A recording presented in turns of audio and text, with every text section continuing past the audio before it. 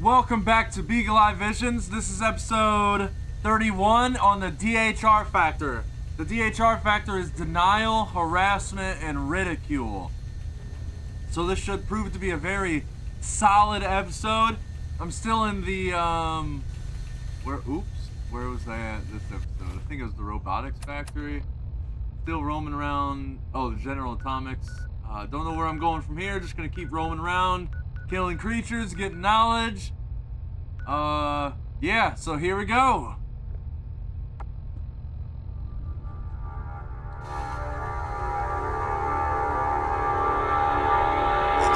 And that's one of the things about religion that we have to remember when we're talking about that makes it such a hot topic issue is because we're talking about law. Who gets to be God? Who gets to be God's deputies? Who is the Most High? Who is the divine authority?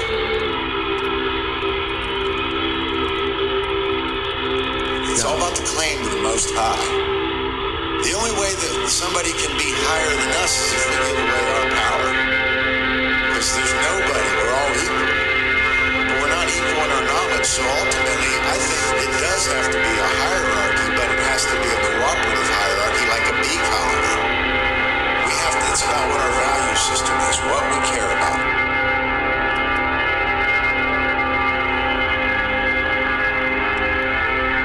Hello, Hive Mind. I am your host, Brandon Martin, and welcome to the 31st episode of the CubbyWhole podcast, where important topics are unveiled, discussed, and tested. Today is November 18th, 2020. And please make sure to check out all of our previous content and presentations on our website, which is CubbyWhole.com. That's CubbyWhole.com. So today, I will be continuing off with the list of methods of manipulation.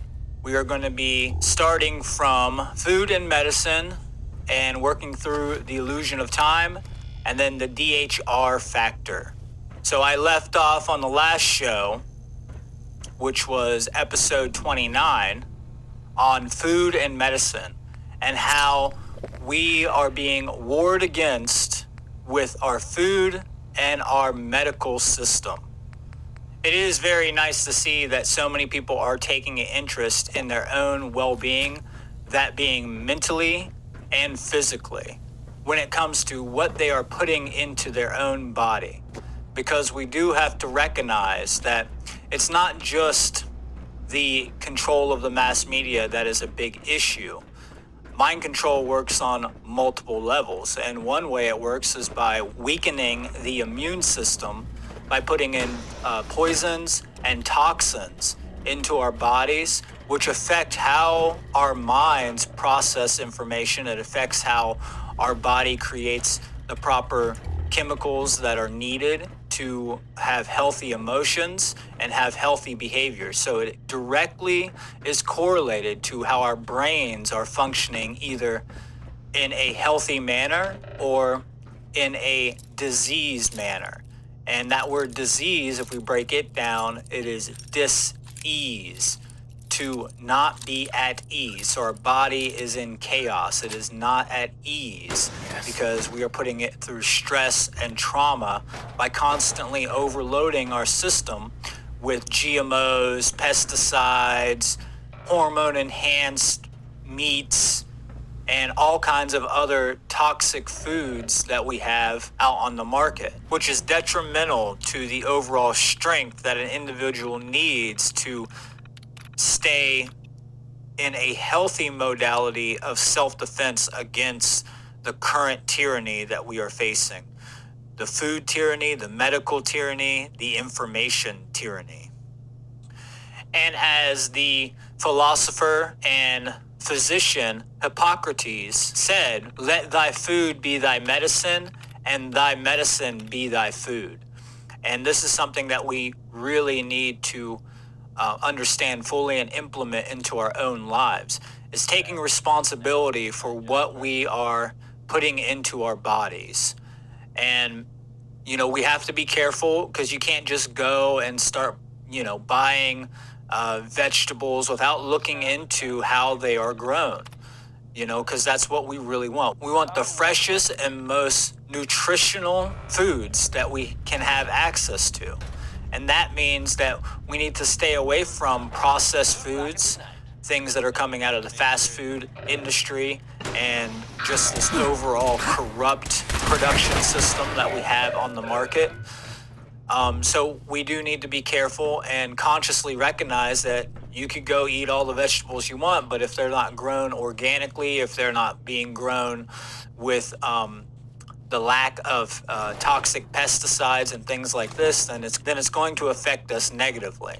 So one of the biggest issues that we do have is that we see people are having a major influx in chemical imbalances in the brain, which causes the body to be under stress, and vice versa. So if we put the body in stress, then the chemical imbalances in the brain also become worse. So this is all about weakening the immune system so that we can weaken the defense system mentally. They want the mind of the individual to be weakened to such a state that they can be easily manipulated and easily controlled from a mass level of information propaganda. A really great book that I did briefly mention was A Brave New World by Aldous Huxley. Now, I didn't really break this down at all, but I'm gonna give a little brief example of this. This is only part of how they are utilizing these techniques in the modern day. So, Huxley's Brave New World, which was from 1932, is all about a dystopian society that is not controlled by fear, but rendered docile by false happiness. Now, that's really important because I think that that's what we have a lot of right now. Yeah, there's also the component of being controlled by fear, but a lot of people, I see this in the majority more so, is that they're controlled by false happiness.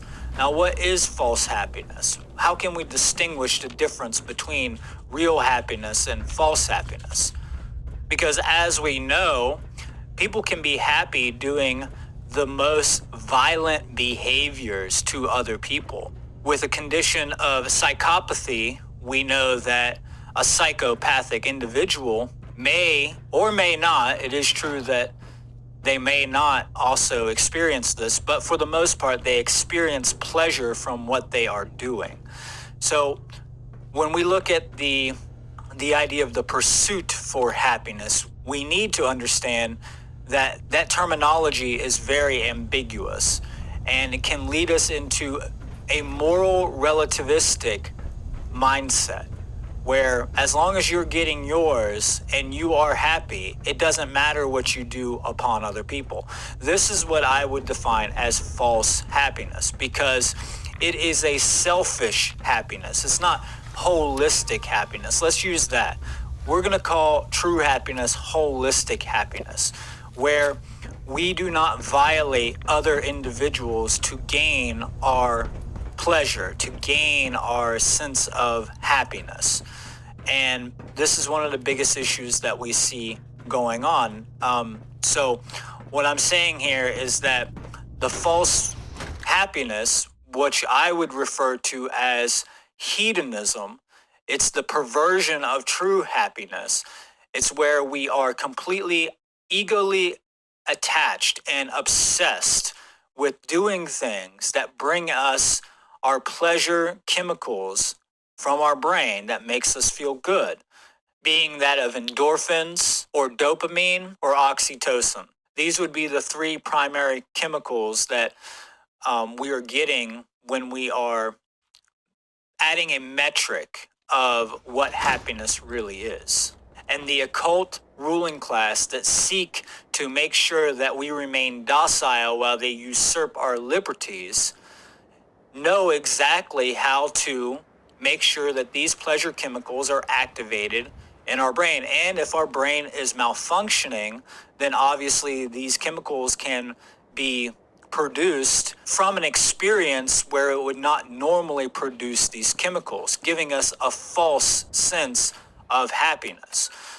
For example, somebody might be masochistic and they may get off on actually hurting themselves. This is also known as a cutter, a person who goes out and cuts themselves and receives pleasure from causing harm onto their own physical body. So we do need to be very cautious about what we think we're allowed to do for the ends of happiness.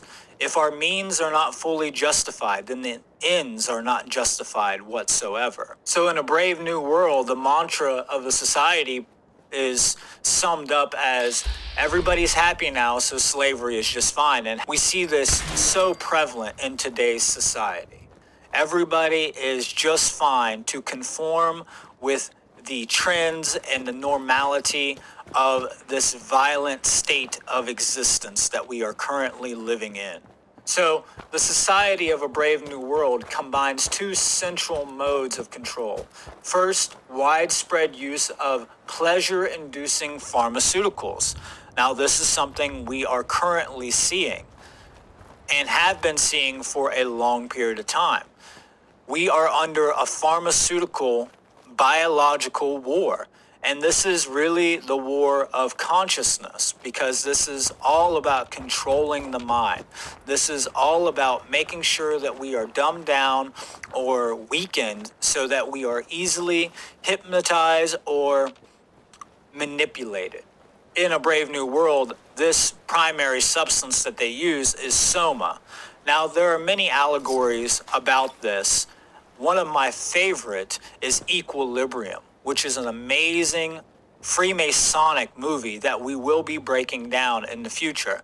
But to just give you a little bit of the story, the entire society is based upon this allegory of A Brave New World, where they're using drugs to make sure that the population is docile. They eliminate all arts, they eliminate pretty much all forms of emotions besides that emotion of just keeping them happy at a certain default level. And this is kind of what we're seeing now. This is, you can be happy and not be creative. You can be happy and be in that left brain lockdown mentality, that left brain imbalance.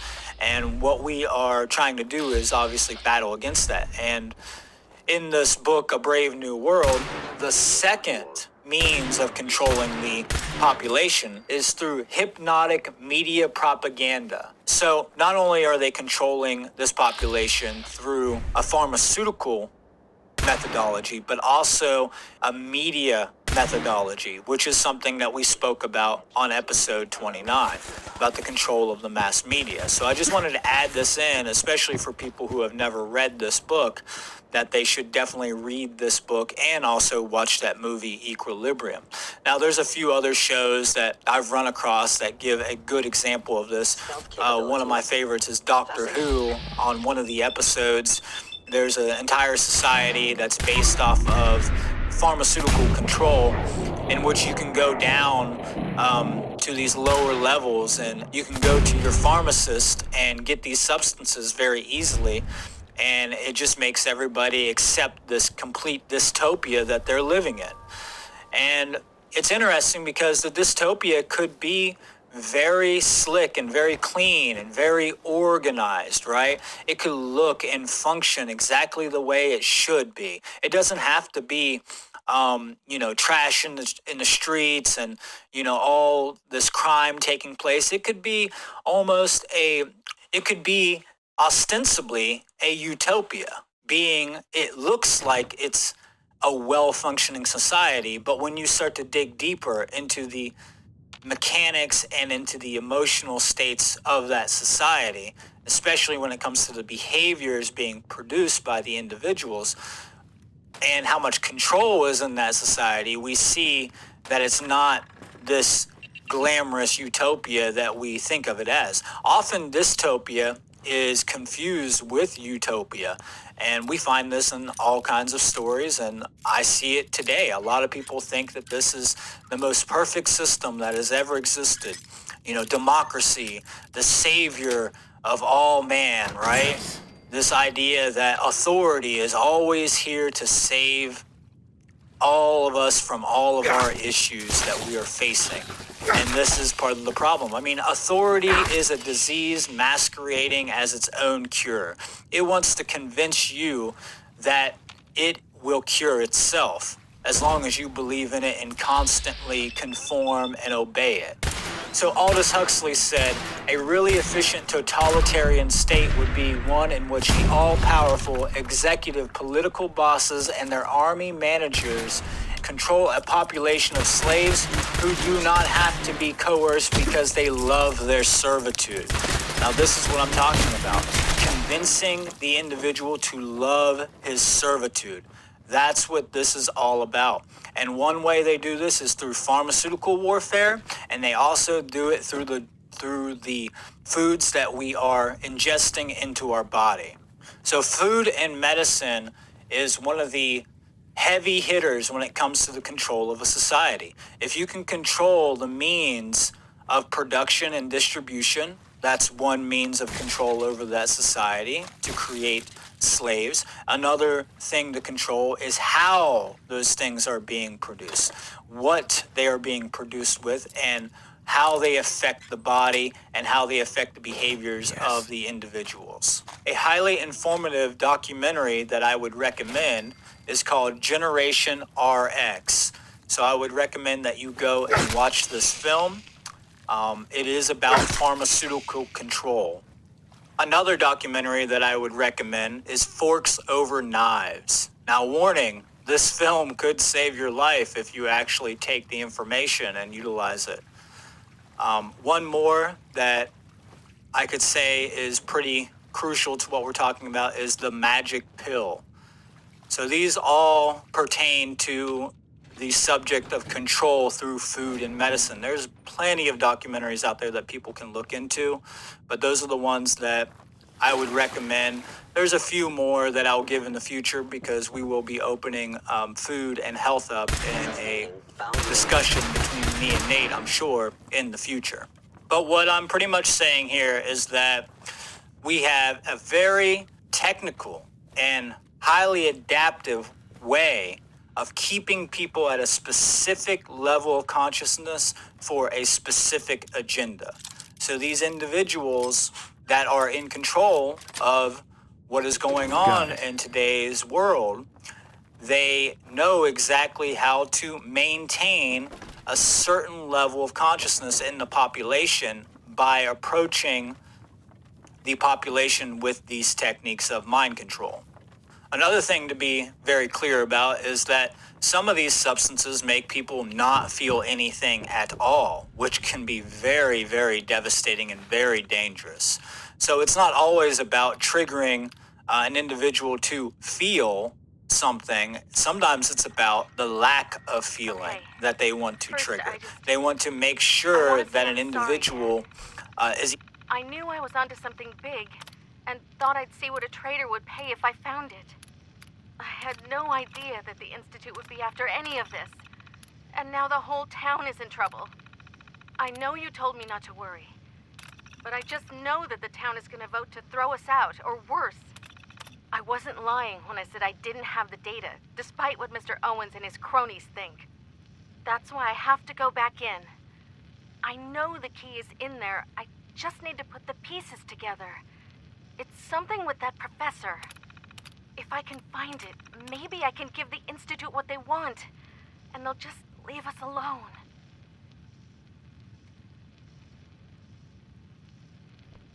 Either being put into one extreme or the other extreme.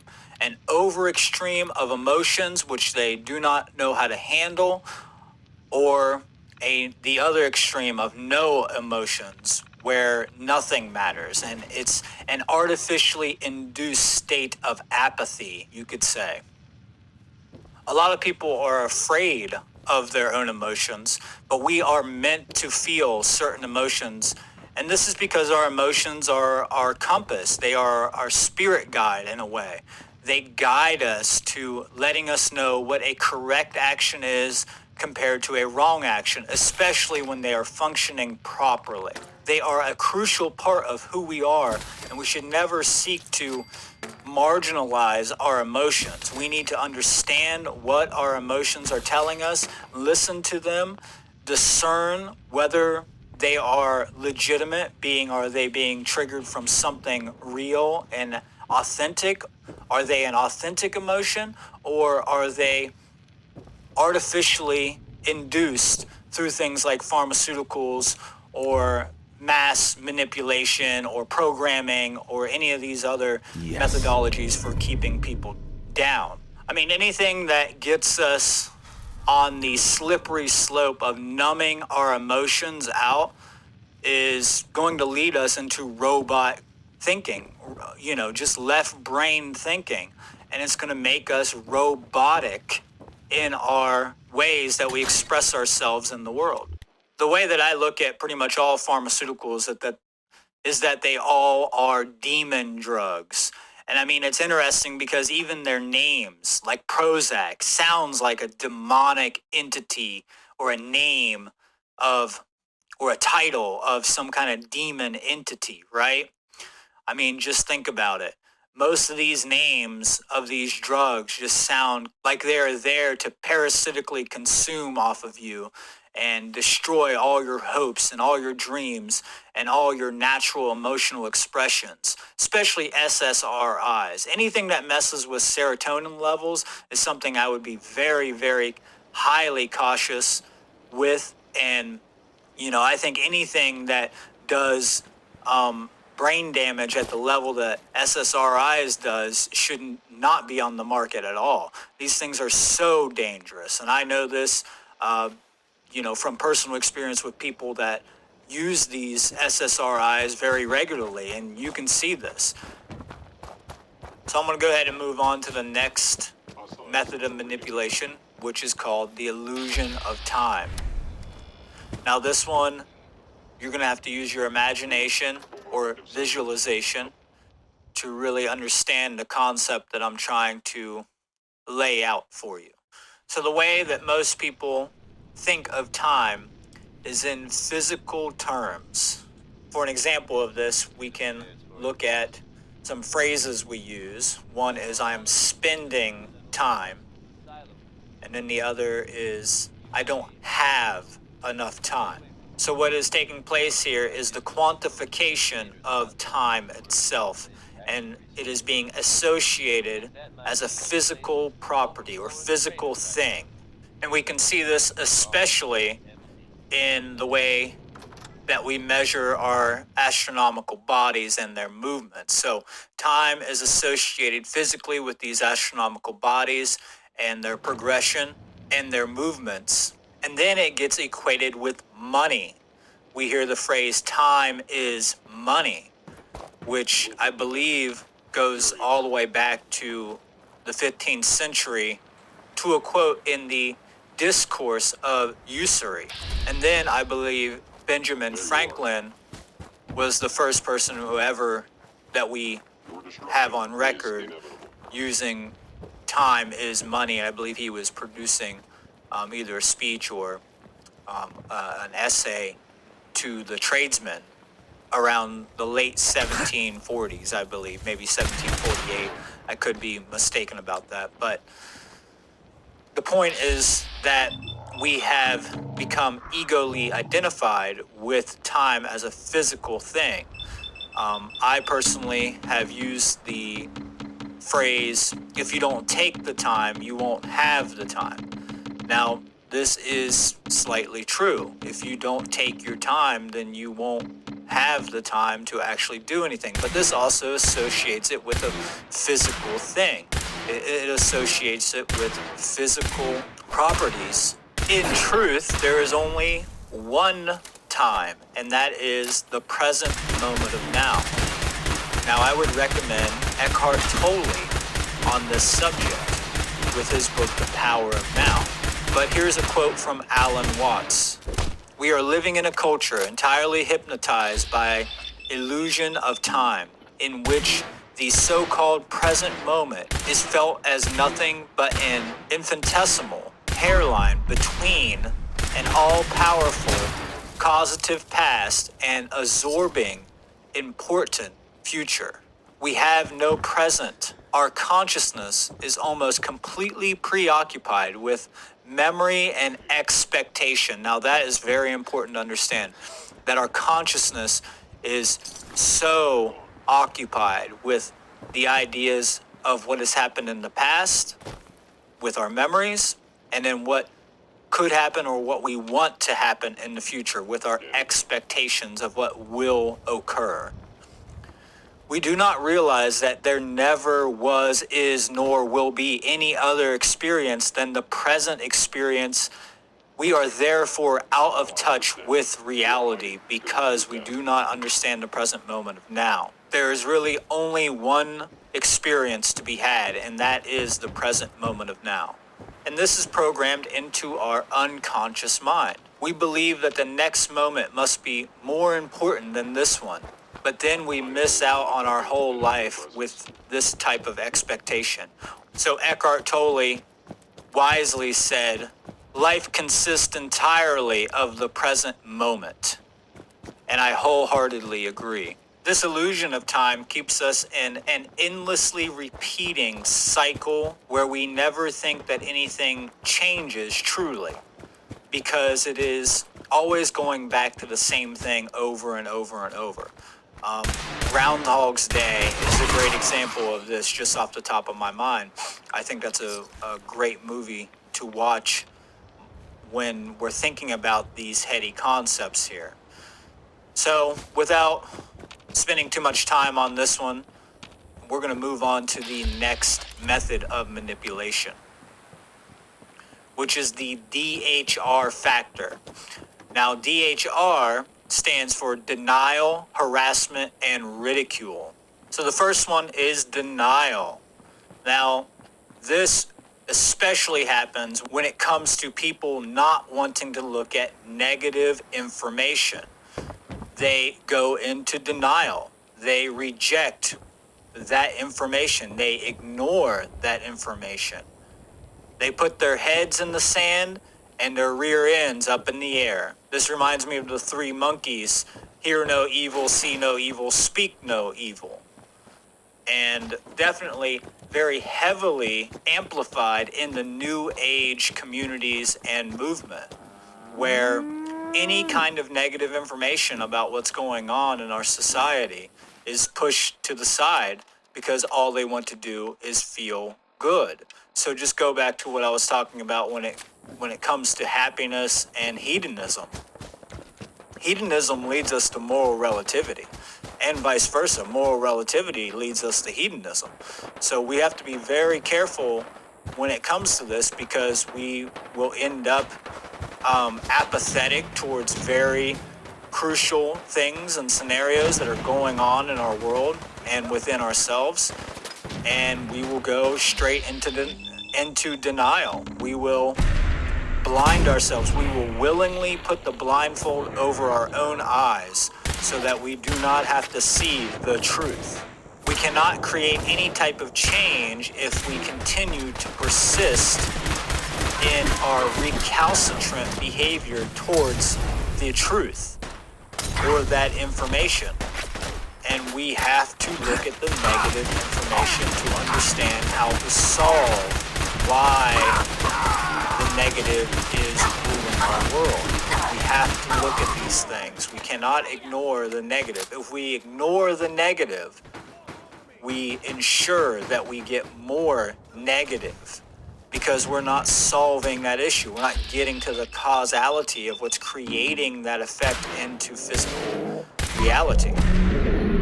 This connects directly in with the pathological condition known as cognitive dissonance, which I spoke about briefly in an earlier episode. This is literally seeing with your own eyes what is going on in this world and within themselves, and yet continuously refusing to accept that and refusing to try to change that. Not only do they not even accept that it is true, but even if they did accept that it was true, they refuse to do anything in the face of it. They would rather live in this false notion of bliss. So cognitive dissonance is a serious psychological condition of denial. You know, seeing it with your own eyes and knowing it, knowing that that is the truth, but refusing to accept that as true. Fighting with every aspect of your psyche to refuse that so that you can stay in a comfortable position in your consciousness and possibly a comfortable position in physicality. The next one is harassment. Now, this has also been called by Mark Passio hassle.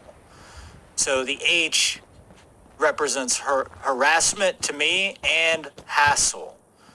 And this is because when it comes to putting out a lot of this information, people don't want to do it because they're afraid they are going to be hassled about what they are putting out. And this happens. This has happened to me many, many times, over and over and over. And it continues to happen to me. And this, to me, connects with harassment, where people will actually harass you because of the information that you're putting out. So not only are they going to hassle you, they're going to harass you, up to even accosting you with physical violence because they do not agree with the information or the truth that you are trying to share. Now, this is in no way to say that you should not share that truth. This is a problem on their part for emotionally reacting to information that is contradictory to what they already firmly believe. Their firm-based axiomatic belief systems that are ingrained in their psyche.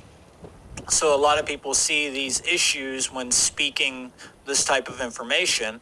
So they tend to just say, I don't want to do this. I'm not going to share any of this because of some of the risks that come with sharing this type of information. So it puts an individual in a place to create no change. And honestly, it's just cowardliness, you know? It is just an individual who is a coward who would rather not speak out against the iniquities and inequities because of fear of what, let's say, the government enforcers might do to them. And the third and final one, which is ridicule. So this is about fear also, fear of being called the guy in the tinfoil hat you don't want to talk about. All right, that's good. We're going to take a break. I'll be right back. Stay tuned for the next episode.